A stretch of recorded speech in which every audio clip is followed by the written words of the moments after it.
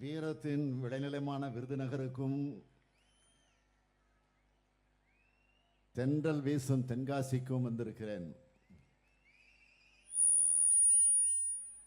வீரத்தின் அடையாளமான புலித்தேவன் மண் இது. மாவீரன் ஒண்டி வீரன் பிறந்த மண் இது.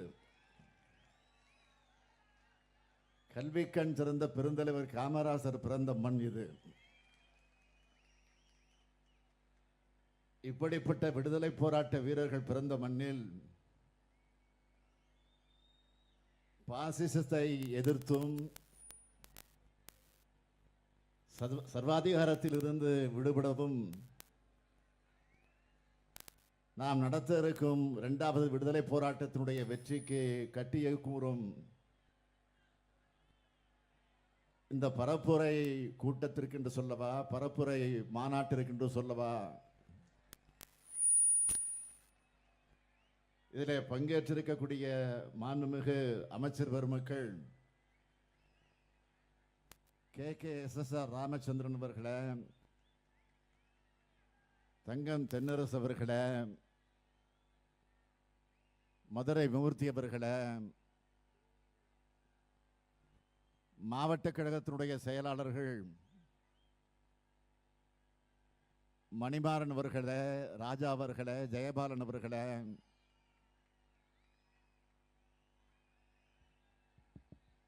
சட்டமன்ற உறுப்பினர்கள் தங்கபாண்டியன் அவர்களே, பழனி நாடார் அவர்களே, அசோகன் அவர்களே, ARR சீனிவாசன் அவர்களே, நாடாளுமன்ற உறுப்பினர் தம்பி தனுஷ்குமார் உள்ளிட்ட முன்னாள் இந்நாள் உறுப்பினர்களே, விருதுநகர் வேட்பாளர் மாணிக்கம் தாகூர் அவர்களே, தென்காசி வேட்பாளர் டாக்டர் ராணி ஸ்ரீகுமார் அவர்களே, ஒருங்கிணைந்த விருதுநகர் தென்காசி மாவட்ட கழகத்தினுடைய நிர்வாகிகளே, உள்ளாட்சி அமைப்பினுடைய பிரதிநிதிகளே, இந்தியா கூட்டணி கட்சிகளின் நிர்வாகிகளே, தொண்டர்களே, தோழர்களே, பத்திரிகை மற்றும் ஊடகத்துறையை சார்ந்திருக்கக்கூடிய நண்பர்களே, என் உயிரோடு கலந்திருக்கக்கூடிய தலைவர் கலைஞர் அவர்களுடைய உயிரினும் உயிரான அன்பு உடன்பிறப்புக்களை,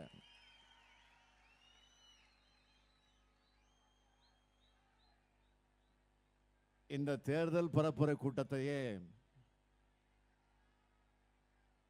தென்மண்டல மாநாடு போல் ஏற்பாடு செஞ்சிருக்க திராவிட இயக்கத்தினுடைய ஆற்றல் மிகு செயல் வீரர்கள், மருது சகோதரர்கள் என்னால் அன்போடு அழைக்கப்படக்கூடிய KKSSR அவர்களும் சகோதரர் தங்கம் தென்னரசு அவர்களுக்கும் இந்த 2 தொகுதிகளையும் உள்ளடக்கிய பொறுப்பு அமைச்சர்கள், மாவட்ட கழகங்களின் செயலாளர்களுக்கும் நிர்வாகிகளுக்கும் என்னுடைய மனமார்ந்த நன்றியை நான் முதலில் தெரிவித்துக் கொள்ள விரும்புகிறேன். தென்காசி தொகுதி வேட்பாளராக போட்டியிடக்கூடிய ராணி ஸ்ரீகுமார் அவர்கள் ஒரு மருத்துவர். அரசு மருத்துவராக பணியாற்றின இவர் மக்களுக்கு தொண்டாற்ற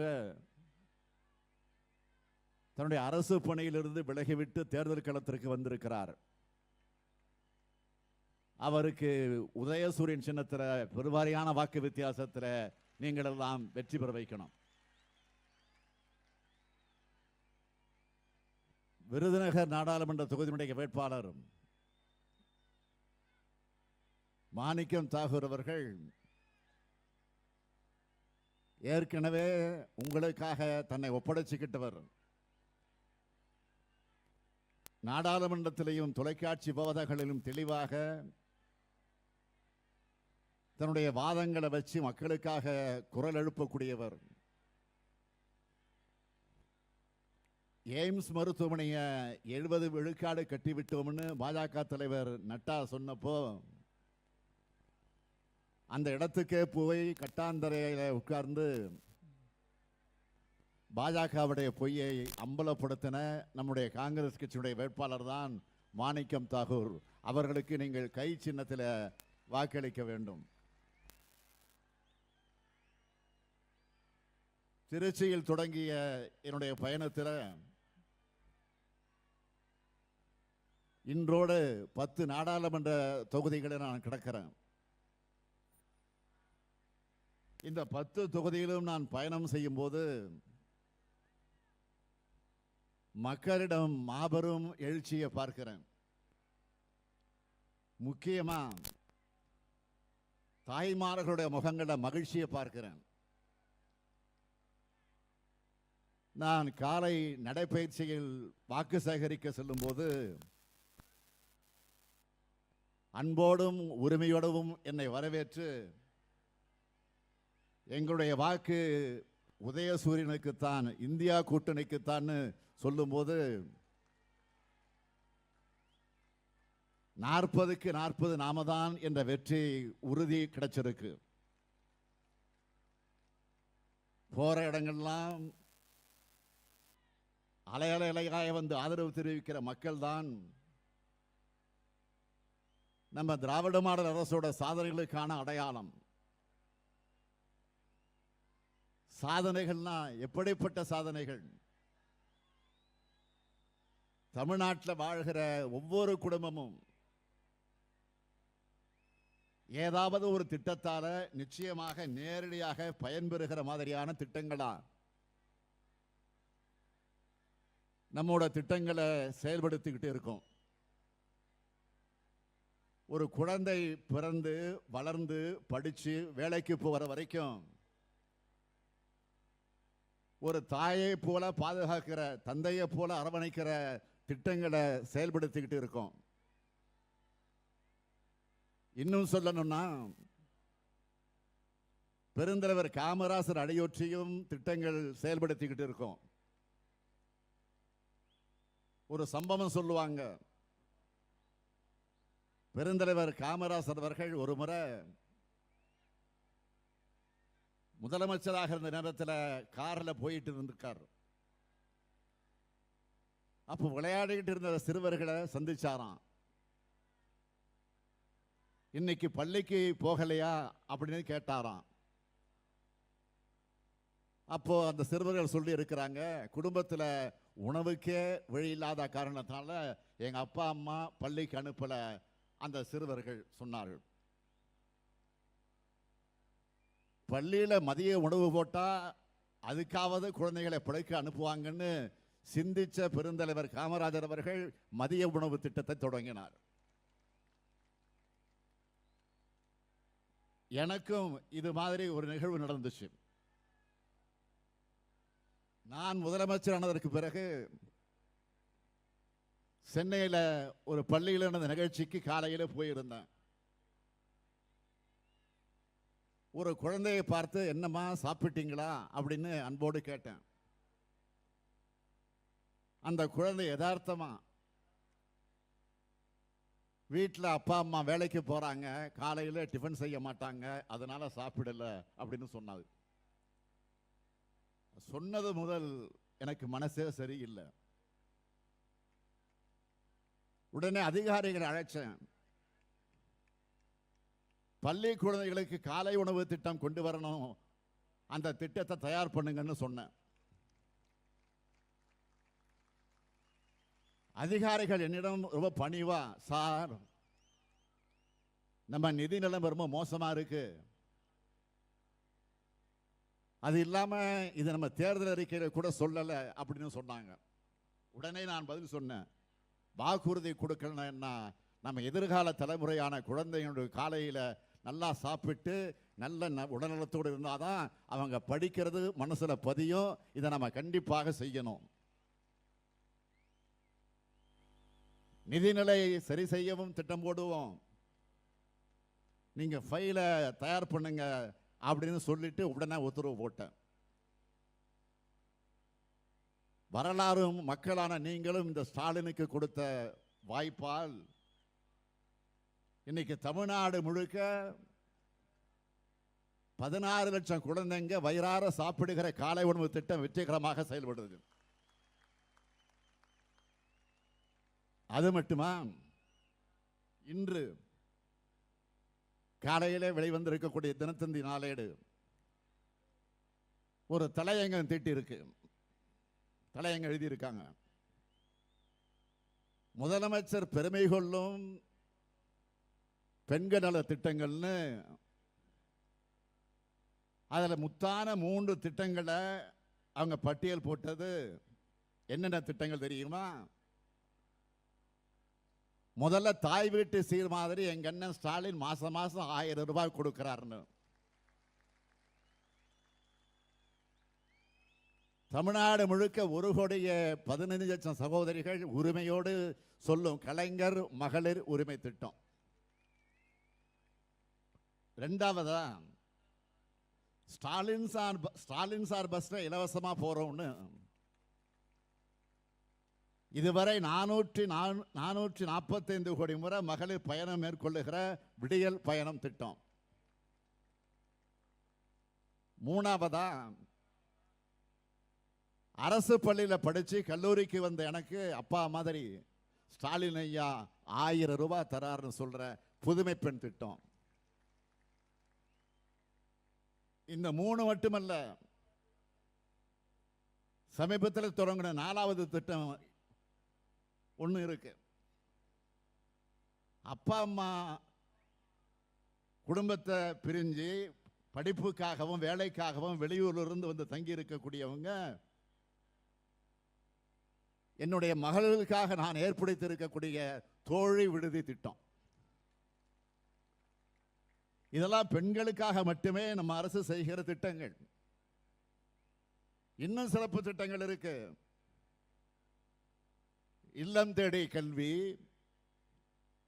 மக்களை தேடி மருத்துவம், நான் முதல்வன், உங்கள் தொகுதியில் முதலமைச்சர், முதல்வரின் முகவரி, கள ஆய்வில் முதலமைச்சர், நீங்கள் நலமான ஏராளமான முன்னோடி திட்டங்களை உருவாக்கி அது மூலமாக கோடிக்கணக்கான மக்கள் பயன்பெறக்கூடிய வகையில் பொற்கால ஆட்சியை நாம் நடத்திக்கிட்டு வரோம். இப்படிப்பட்ட சாதனை திட்டங்களை தந்த முதலமைச்சரா, உங்கள் குடும்பங்களில் ஒருவனா உரிமையோடு இந்த முத்துவேல் கருணாநிதி ஸ்டாலின் வாக்கு கேட்க வந்திருக்கிறேன். எனக்கு உரிமை இருக்கா இல்லையா? சத்தமா சொல்லுங்க, உரிமை இருக்கா இல்லையா? அந்த உரிமையோடு வந்திருக்கிறேன். 2021 சட்டமன்ற தேர்தலுக்கு முன்னாடி இந்த பகுதிக்கு வந்தப்போ சீர்மரபின மக்கள் என்கிட்ட ஒரு முக்கியமான ஒரு கோரிக்கை வச்சாங்க. சேர்மரபினர் வகுப்பினருக்கு டிஎன்சி மற்றும் டிஎன்டின்னு 2 சான்றிதழ்கள் வழங்கப்பட்டு வந்துச்சு. இது பல்வேறு குழப்பங்களை ஏற்படுத்துதுன்னு என்கிட்ட சொன்னாங்க. இந்த குழப்பத்தை நீக்க நடவடிக்கை எடுப்போம்னு நான் வாக்குறுதி கொடுத்தேன். அந்த இரட்டை சான்றிதழ் குழப்பத்துக்கு சொன்னபடியே முற்றுப்புள்ளி வச்சுட்டேன். இனி ஒற்றை சான்றிதழ் பெற்றாலே போதும் உத்தரவிட்டு எல்லா அரசாணையும் போட்டாச்சு. சொன்னதை செஞ்சுட்டு தான் உங்க முன்னாடி வந்து நான் கம்பீரமாக தெம்போடு துணிவோடு நின்று கொண்டிருக்கிறேன்.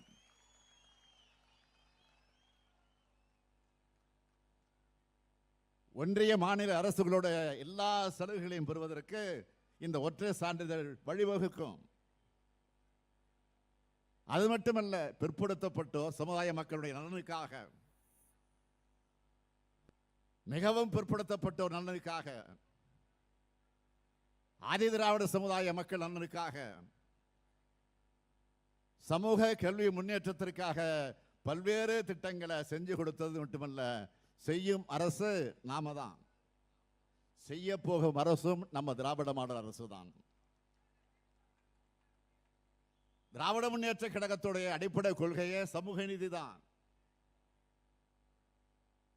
திராவிட இயக்கம் உருவானதே அனைத்து சமூகங்களுக்கும் அனைத்து உரிமைகளும் கிடைக்கணும்னு தான். இன்றைக்கு தமிழ்நாட்டில் அனைத்து மக்களும்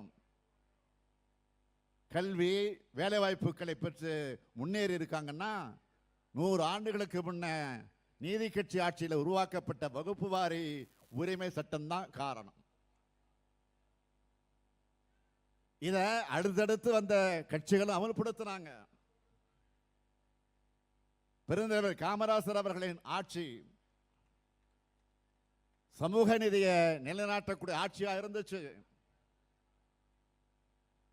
சமூக நீதிக்கு ஆபத்து வந்தப்போ தந்தை பெரியாரும் பேரறிஞர் அண்ணாவும் போராட்டம் நடத்தினாங்க. இதை அன்றைய பிரதமர் நேரு அவர்களுக்கு எடுத்து சொல்லி முதல் அரசியல் சட்ட திருத்தம் உருவாக காரணமான இயக்கம் திராவிட இயக்கம்.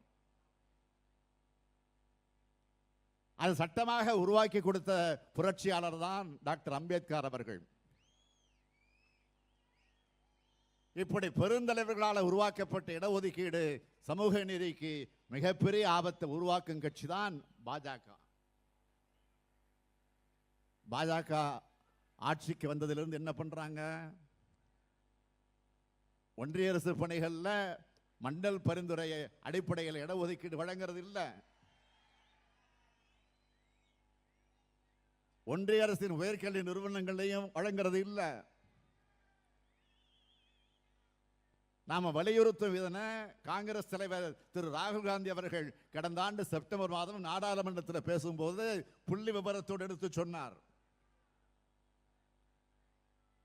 ஒன்றிய அரசின் மிக உயர் பொறுப்பில் இருக்கிற, அதாவது நம்ம நாட்டையே நிர்வகிக்கிற 90 செயலாளர்கள் வெறும் 3 பேர் தான் பிற்படுத்தப்பட்ட சமூகங்களை சார்ந்தவங்க. பட்டியல் சமுதாயத்தை சார்ந்தவங்களும் குறைவுதான்.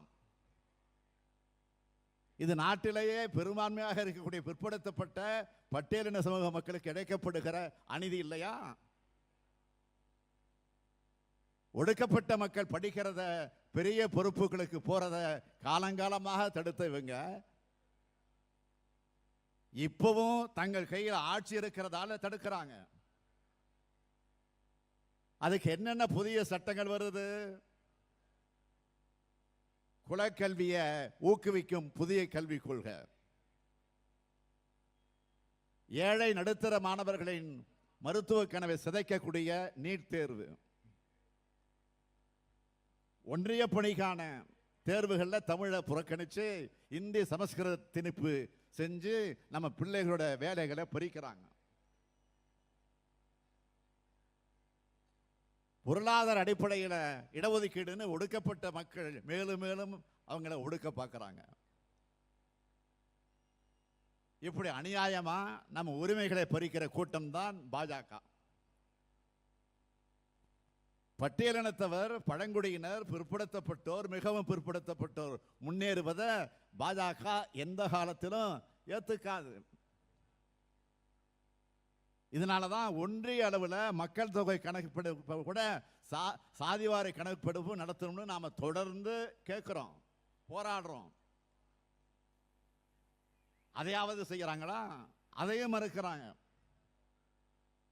இதனால்தான் சொல்றோம், நாட்டின் சிறுபான்மையின மக்களுக்கு மட்டுமல்ல பெரும்பான்மை மக்களுக்கும் எதிரி பாஜகன்னு மீண்டும் மீண்டும் அழுத்த நிறுத்தமாக நான் சொல்றேன். இது மட்டுமா? வரலாறு காணாத ஊழல்களை செஞ்சுட்டு அதை மூடி மறைக்க இடி, ஐடி, சிபிஐ போன்ற அமைப்புகளை கூட்டணியா சேர்த்துக்கிட்டாங்க. இப்ப பாஜகவை ஆட்டங்கான வைக்கக்கூடிய இமாலய ஊழலான தேர்தல் பத்திர ஊழல் வெளியாகி இருக்கு.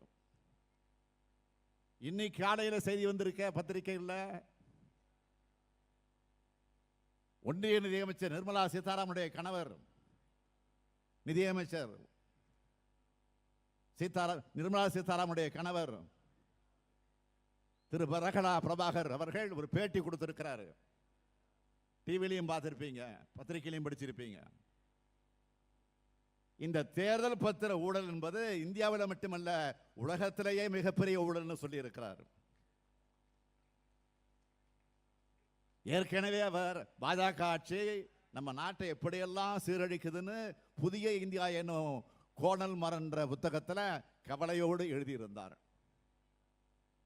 புதிய இந்தியா பிறந்துருச்சுன்னு பாஜக கட்டமைக்கிற பிம்பம் எப்படி மோசமானதுன்னு நாளுக்கு நாள் அம்பலமாகிட்டு இருக்கு. நாட்டோட தன்னாட்சி அமைப்புகளை கூட பாஜகவோட ஆதரவு கட்சிகளை போல செயல்பட வச்சு அரசியல் சட்டப்படிதான் ஆட்சி நடக்குதுங்கிறத சந்தேகத்தை பாஜக ஆட்சி உருவாக்கிட்டாங்க.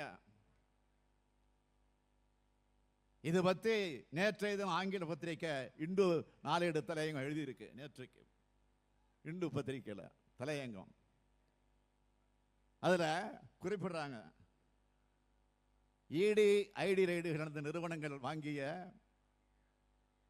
பல்லாயிரம் கோடி ரூபாய் மதிப்பிலான தேர்தல் பத்திரங்களை ஆளும் பாஜக பணமாக்கி இருக்குன்னு எழுதியிருக்காங்க. நாம கேட்கிறது, பாஜக ஆட்சியால இந்திய நாட்டு மக்களுக்கு நடந்த நன்மைன்னு ஒண்ணாவது இருக்கா? சமூக நீதிய சகோதரத்துவத்தை சமதர்மத்தை நிலைநாட்டணும்னா இந்தியா கூட்டணி ஆட்சி இந்தியாவில் உருவாகியாகணும். உருவாக்குவதற்கு தயாராகிட்டீங்களா? தமிழ்நாட்டுக்கும் தமிழினத்துக்கும் தமிழுக்கும் துரோகம் செய்வதை வழக்கமாக வச்சிருக்கிறார் பிரதமர் நரேந்திர மோடி. ஆனா வாக்கு கேட்டு மட்டும் தமிழ்நாட்டுக்கு வராரு. பிரதமராகிறதுக்கு முன்ன தமிழ்நாட்டுக்கு வாக்கு கேட்க வந்தப்போ பல்வேறு வாக்குறுதிகளை கொடுத்தாரு. அதுலயாவது ஏதாவது செஞ்சாரா? இல்லையே. 2014ஆம் ஆண்டு ஏப்ரல் 17ஆம் தேதி ராமநாதபுரத்தில் பேசின மோடி அவர்கள், சீனாவிலிருந்து பட்டாசுகள் வர்றதால குட்டி ஜப்பானான சிவகாசி பட்டாசு தொழில் நலிவடைஞ்சு போச்சு. பாஜக ஆட்சிக்கு வந்தா பட்டாசு தொழிற்சாலையும் தொழிலாளர்களையும் பாதுகாப்போம்னு பேசினாரு. இதுக்காக அவர் செயல்படுத்தி கொடுத்த திட்டங்கள் என்ன? சட்டவிரோதமா சீன பட்டாசுகள் இன்னும் இறக்குமதி செய்யப்படுது. சீன பட்டாசுகள் பல்வேறு மாநிலங்களில் குறைந்த விலையில கிடைச்சது. டெல்லியிலும் மும்பையிலும் கோடிக்கணக்கான ரூபாய் மதிப்புள்ள சீன பட்டாசுகள் கைப்பற்றப்பட்டுச்சு. சீன பட்டாசுகளை பாஜக அரசால முழுமையாக தடுக்க முடியல. இதனால சிவகாசியில 1000 கோடி ரூபாய் அளவுக்கு பட்டாசு தயாரிப்பு சரிவை சந்திச்சது. இப்படி தொழில் நலிவடைந்திருந்த போது ஒன்றிய அரசு கொண்டு வந்த ஜிஎஸ்டி வரி விதிப்பால ஆடம்பர பொருட்கள் பட்டியலில் பட்டாசையும் சேர்த்து 28 விழுக்காடு வரி போட்ட கட்சி தான் பாஜக. 12 விழுக்காடாக குறைக்கணும்னு பட்டாசு உற்பத்தியாளர்களை தொடர் போராட்டம் நடத்தினாங்க. பட்டாசு வெடிபொருள் தயாரிப்பு தொடர்பாக உச்சநீதிமன்றத்தில் வழக்கு நடந்த போது ஒன்றிய அரசு முறையாக வாதங்களை வைக்கல. பசுமை பட்டாசுகளை தயாரிங்கன்னு உச்சநீதிமன்றம் உத்தரவிட்டுச்சு. ஆனால் பசுமை பட்டாசு தான் என்னன்னு ஒன்றிய பாஜக அரசு வரையறை செய்யவே இல்லை. பசுமை பட்டாசு தயாரிக்க ஆலைகள் காத்திருக்கு. ஆனா பாஜக அரசு எந்த உதவியும் செய்ய முன்வரல. கொரோனாவுக்கு பிறகு பட்டாசு தொழில் சரிஞ்சிடுச்சு. அதை மீட்டெடுக்க எந்த முயற்சியும் பாஜக அரசு செய்யல. இப்படி 10 ஆண்டுகளா பட்டாசு தொழில் நாசம் பண்ண அரசு தான் பாஜக அரசு. இப்படி மக்களை பாதிக்கிற எல்லாத்திலையும் அலட்சியமாகவும் ஆணவமாக இருக்கிற கட்சி தான் பாஜக. 10 ஆண்டுகளா இந்தியாவை ஆட்சி பண்ண பாஜக அரசானது நாட்டையே படுகொலில் தள்ளிடுச்சு. நாட்டை நாம் உடனடியாக மீட்டாகணும். அப்படி மீட்பதற்கான மிகப்பெரிய வாய்ப்பு தான் இந்த தேர்தல்.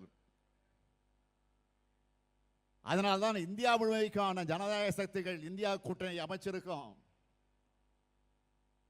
இந்தியா கூட்டணியை பார்த்து பயந்து பிரதமர் இந்தியா வராரு. இப்போ இந்தியா முழுக்க வந்துகிட்டு இருக்காரு. இப்போ வெளிநாட்டுக்கெல்லாம் இப்போ போறது இல்லை,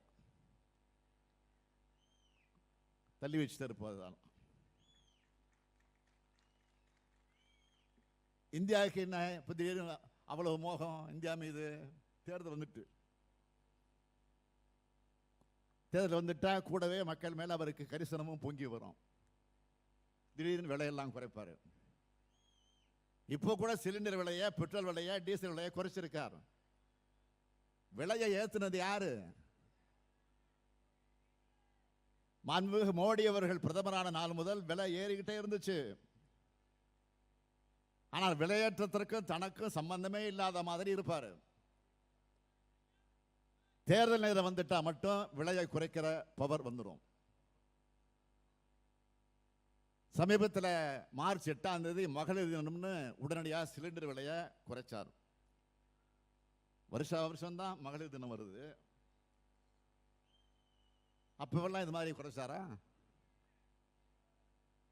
அப்பவெல்லாம் இந்திய நாட்டு மகளிரும் இந்திய குடும்பங்களும் படுகிற கஷ்டம் அவருடைய கண்ணுக்கு தெரியலையா? இப்போ தேர்தல் வந்ததும் குறைக்கிறார். என்ன ஒரு கருணை உள்ளவருக்கு! தேர்தலுக்கு தேர்தல் மட்டும் கருணை சுரக்கும் வித்தியாசமான உள்ளம். மோடி பிரதமராக முன்னாடி 2013 சிலிண்டர் விலை எவ்வளவு? 410 ரூபாய். 10 ஆண்டுகள் கழிச்சு 2023 சிலிண்டர் விலை எவ்வளவு? 1103 ரூபாய். 5 மாநில தேர்தல் வந்துச்சு, கூடவே மோடிக்கு இறக்கமும் வந்துச்சு, சிலிண்டர் விலை குறைஞ்சது. இப்போ நாடாளுமன்ற தேர்தல் வருது, அதனால 100 ரூபாய் குறைச்சிருக்கிறார். தேர்தலுக்கு தேர்தல் மட்டும் விலை குறைப்பு செய்கிறது பச்சோந்தி அரசியல் இல்லையா? சொல்லுங்க, பச்சோந்தி அரசியல் இல்லையா? 410 ரூபாய் சிலிண்டர் 1000 ரூபாய்க்கு மேல உயர்த்தினதுதான் உங்களுடைய சாதனை. தேர்தல் வந்ததால சிலிண்டர் விலையை மட்டும் இல்ல, பெட்ரோல் டீசல் விலையும் குறைக்கிறார். விலை குறைப்பு என்பது மக்களை ஏமாற்ற பிரதமர் மோடி நடத்துகிற நாடகம். அவரது நாடகங்களை மக்கள் நல்லாவே புரிஞ்சு வச்சிருக்கிறாங்க.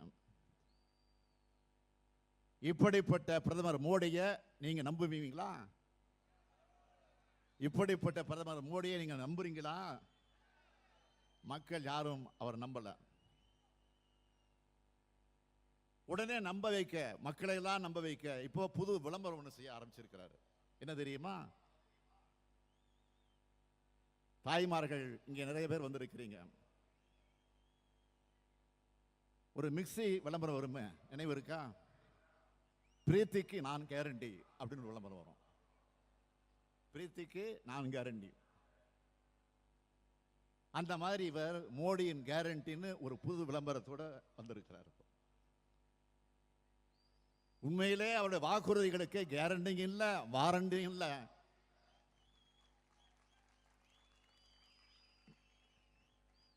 பிரதமரா நாட்டு மக்களுக்கு நல்லது செய்ய சொன்னா 10 ஆண்டுகளாக சொன்னதை எதையுமே செய்யாம சேல்ஸ்மேன் மாதிரி கேரண்டின்னு விளம்பரம் பண்ண உங்களுக்கு வெட்கமாக இல்ல? அவருடைய கேரண்டியுடைய லட்சணம் என்ன? வெளிநாடுகளில் பதுக்கி வைக்கப்பட்டிருக்கக்கூடிய கருப்பு பணத்தை மீட்டு எல்லோருடைய வங்கி கணக்கிலையும் 15 லட்சம் ரூபாய் போடலாம்னு சொன்னார. 15 லட்சம் இல்ல, 15,000 போட்டாரா? சொல்லுங்க, போட்டாரா? 15,000 வேணாம், 15 ரூபாய்.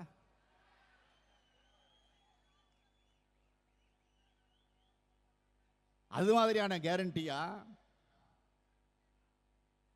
இல்ல ஆண்டுக்கு 2 கோடி ரூபாய், ஆண்டுக்கு 2 கோடி பேருக்கு வேலை வாய்ப்பு கூட உருவாக்குவேன்னு சொன்னார. என்ன ஆச்சு? இல்ல. உலக தொழிலாளர் அமைப்பு நேற்று அறிக்கை வெளியிட்டு இருக்கிறதாக இன்னைக்கு ஒரு செய்தி வந்திருக்கு. இந்தியாவிலேயே வேலையில்லா திண்டாட்டத்தால 83 விழுக்காடு இளைஞர்கள் பாதிக்கப்பட்டிருப்பதாக அந்த அறிக்கை சொல்லுது. இதுதான் மோடி சொல்ற கேரண்டியோட லட்சணம். புதுசா வாக்குறுதி கொடுத்தா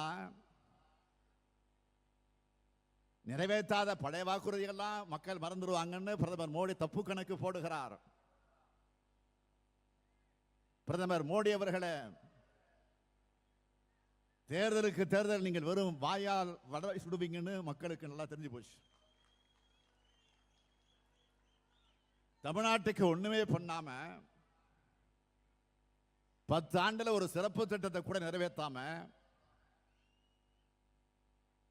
அறிவிச்ச எய்ம்ஸ் மருத்துவமனை கூட கட்ட தொடங்காம பேரிட நேரத்தில் நிதி தராம ஒரு இரங்கல் கூட சொல்லாம இப்ப தேர்தல் நேரத்தில் மட்டும் இங்க அடிக்கடி வாக்கு கேட்டா உங்களுக்கு ஆதரவு தர நாங்கள் என்ன ஏமாளிகளா, நாங்கள் என்ன சோத்தால் அடித்த பிண்டங்களா அப்படின்னு மக்கள் கேட்கிறாங்க. பதில் சொல்லுங்க பிரதமர் அவர்களே. இவர் இப்படி வெறும் கையால் முழம் போடுகிறார்னா இன்னொருத்தர் இருக்கார் பழனிசாமி. பழனிசாமி யாரும் தெரியல உங்களுக்கு? காத்தாலேயே கம்பு சுத்துவார். காத்து இருக்கு பாருங்க, அதிலே கம்பு சுத்துவார். அவர் நடக்கிறது நாடாளுமன்ற தேர்தல். 10 ஆண்டுகளா மக்களுடைய விரோத கொள்கைகளால நாட்டை படுகொலில் தள்ளியது ஒன்றிய பாஜக அரசு. மண்புழு மாதிரி ஊர்ந்து பதவிக்கு வந்து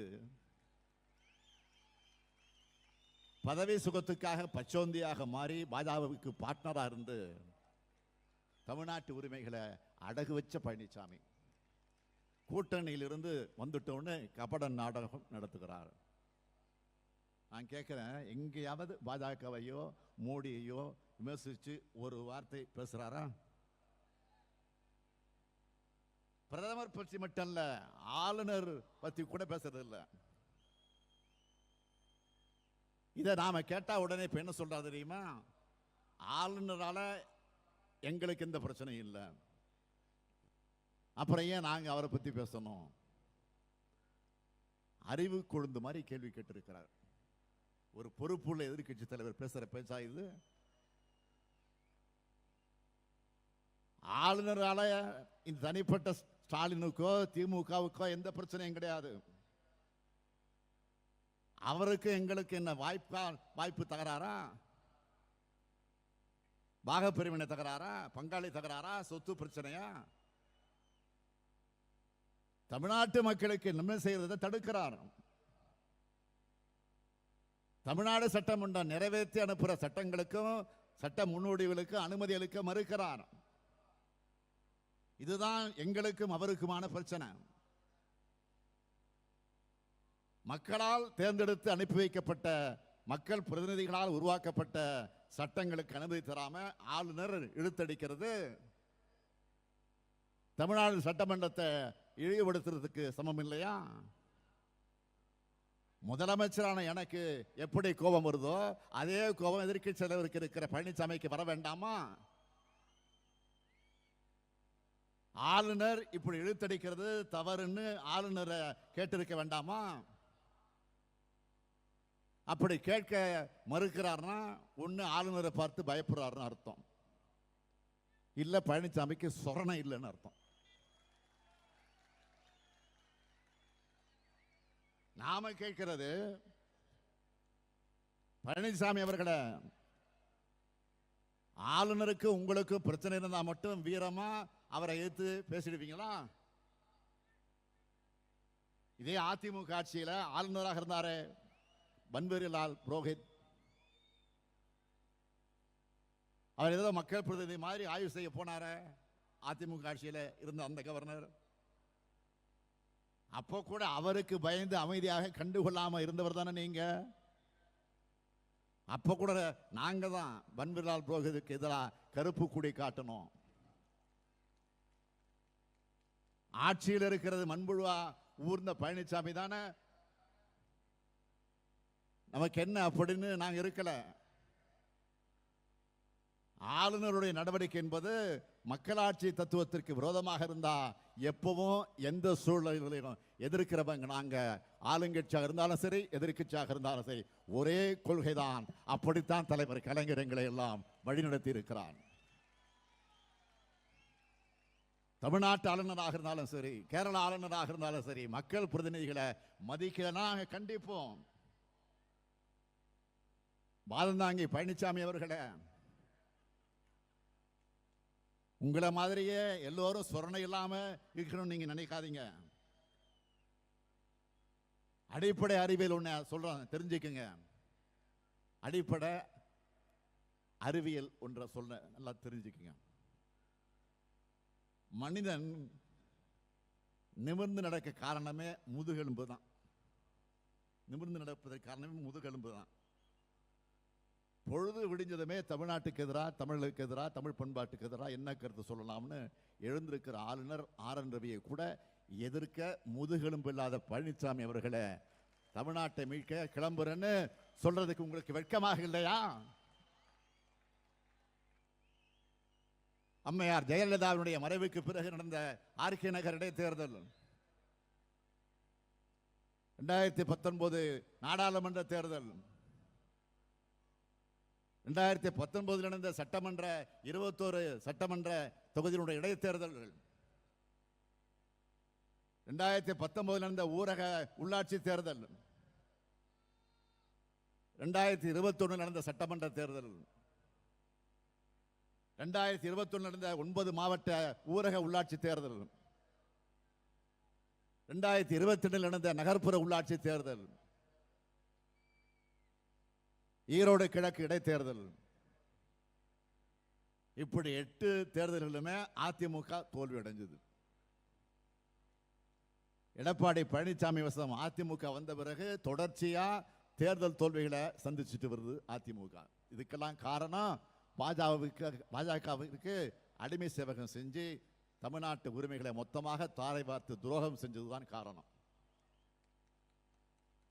இப்படி துரோகங்கள் பல செஞ்சவர் தான் தமிழ்நாட்டை மீட்க போறாராம். பழனிசாமி அவர்களை முதல்ல பாஜகவிட இருந்து அதிமுக மீட்க பாருங்க.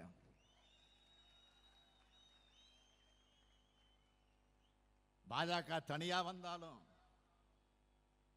பழனிசாமி நாடக கம்பெனி மூலம் வந்தாலும் சரி அவங்களை வீழ்த்தியாக வேண்டிய கடமை தமிழ்நாட்டு மக்களுக்கு இருக்கு. நம்முடைய இந்தியா கூட்டணி ஒன்றிய அரசா வந்ததும், ஒன்றியத்தில் நம்முடைய அரசு இந்தியாவுடைய கூட்டணி அரசு வந்ததும் தமிழ்நாட்டுக்கு செய்ய இருக்க நன்மைகளை திட்டங்களை வாக்குறுதிகளாக தேர்தல் அறிக்கையில் வழங்கி இருக்கிறோம். தேர்தல் அறிக்கையில் வழங்கி இருக்கிறோம். படிச்சிருப்பீங்க, பார்த்திருப்பீங்க, டிவிலையும் கேட்டிருப்பீங்க.